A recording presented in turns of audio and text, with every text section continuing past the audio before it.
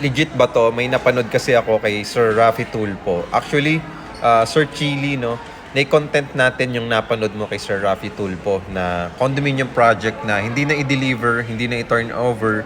And as in, walang naging construction update, walang construction na nangyari doon sa mismong site development ng project.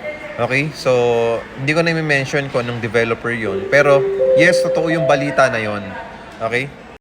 At syempre, kung tatanungin mo kung legit ba yung promo natin na 10,000 cash out only, yes, legit siya kasi marami nang nakalipat, marami nang na-turnover na property, marami nang na-turnover na unit. Ang binayad lang nila 10,000 to 25,000 cash out only lang.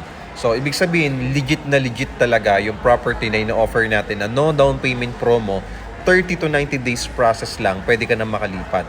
So, ang good news, pwede sa Pag-ibig, pwede sa bank financing. At kami pang bahala mag-process nun. So, wala nang hassle para sa'yo. Nandito ka man sa Pilipinas or nasa abroad ka, pwede ka makapag-avail ng rent-to-own condo units natin na ino-offer natin dito sa Ortigas Extension, Pasig.